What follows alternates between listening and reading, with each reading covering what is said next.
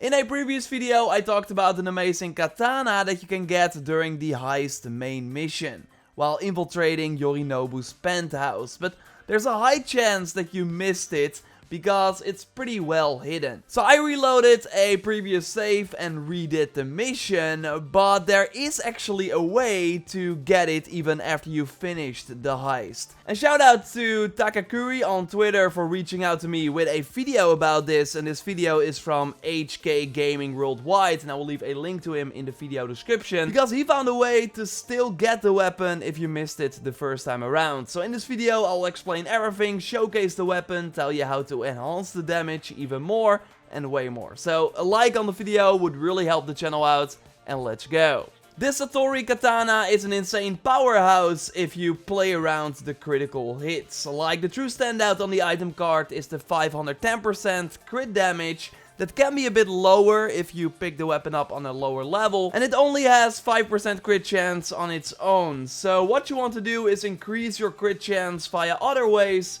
so the insane damage spikes appear more often. And one nice way to do that is with the Sandafistan operating system cyberware. Because when activated, you will go in this slow motion mode, and during this effect, your crit chance will be increased by 15%. Which is quite nice. And if you don't have this cyberware yet, you can buy the blue variant over here on the map at a Ripper Dock, and the legendary variant can be bought at Victor, so of course close to your apartment. And this cyberware is really great for any melee weapon, because enemies have a harder time to react while you do multiple slashes to take them out. Another way to enhance the weapon's crit chance is with the Blessed Blade skill under the Reflexes tree. So they already have 25 as a sort of passive bonus, and then the extra 15 on top of it with the Sandafistan cyberware active. And of course you can increase the crit damage too with armor mods, for example, so then you go even beyond the 500%. It will be cool to find more ways to enhance the crit chance. Can we get to 100% or like near that? That would be really great in combination with this weapon. Either way, it's a great weapon to get, and we will tell you how to get it in a second. But first, for preparation, you need to buy the double jump at any Ripper Dock like the one over here. So that's the reinforced tendons upgrade for your legs. It is quite steep, but totally worth it because it opens up a lot of other possibilities as well. So again, I already got it during the heist mission, because then when you are about to leave the penthouse, you actually want to go upstairs instead and then kill some enemies, and then you will find the blade in the vehicle. So I asked Dennis to go back to this location and get the blade after the heist mission. And if you don't know, Dennis streams a lot on my Twitch channel and also helps with all the Cyberpunk content here on YouTube. So you went back, Dennis. It's quite a journey, so take us along with you so other people can get the weapon as well. Sure thing. So we start out here at the Cartwright and Cali fast travel point, which is right next to the giant building where the estate is. And what you want to do is you want to, from the fast travel point, run towards the water. And then just go down the stairs here. And then you see, when you jump into the water, there's a wall to your right. You want to hug that wall and then swim along it. It'll make a turn to the right at one point. You keep following it until you eventually reach a beach, where you can jump up and then you run up the stairs. And that's where you left the building in the main story quest. So what you want to do then is you want to summon yourself a vehicle. And I tried it with the Porsche first. That didn't really work, so you'll see me switch to the Caliburn later. But one important thing is you want to save here first, because if you get inside, you can't get outside until you're done. So this is where you want to make your first save, and then there's another point where you really want to save later that we'll get to when we get there. Yeah. I'm too far here. That doesn't work. But then eventually, if you park it just right, you will step out and you will glitch through the fence. So now you're back inside. And that's the Caliburn from the video we of course showed previously. That's the one I got to work. I'm not sure if it can work with other vehicles, but that's the one I used. And then you can see here, I didn't kill this guy in my first run through, so he's still there. And I think that goes for other enemies as well. So if you didn't kill everybody, be aware of that. But yeah, they're a lot easier now than they were back then.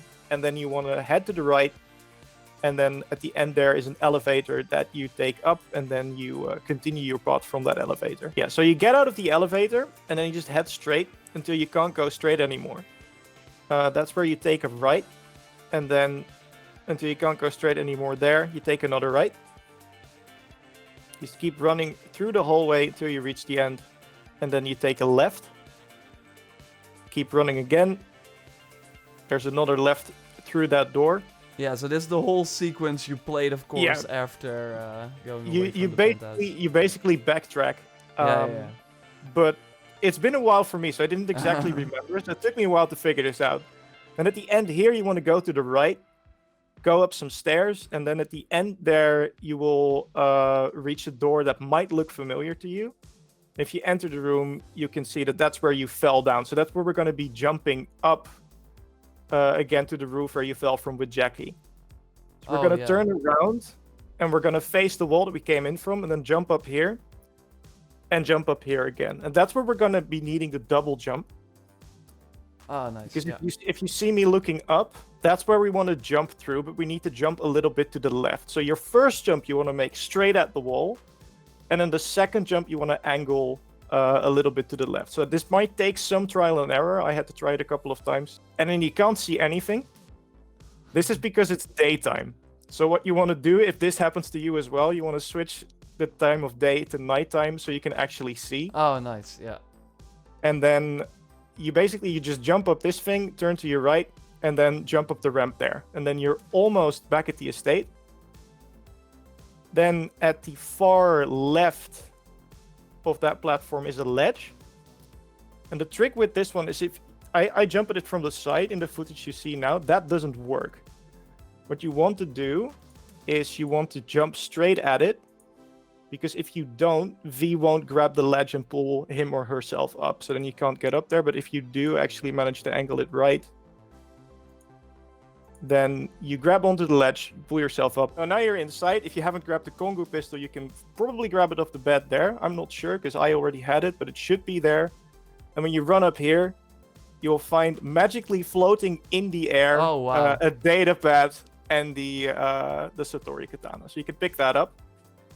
And now for the trickiest part, we have to get back, and we can't enter or exit through the front door because we can only glitch inside, not outside. So what we want to do is we want to keep mind of this corner right here. This is the corner that's directly opposite of where you exit the staircase up to the roof. And then jump onto the ramp. And then what we're going to do is we're going to sprint, jump, and then double jump again.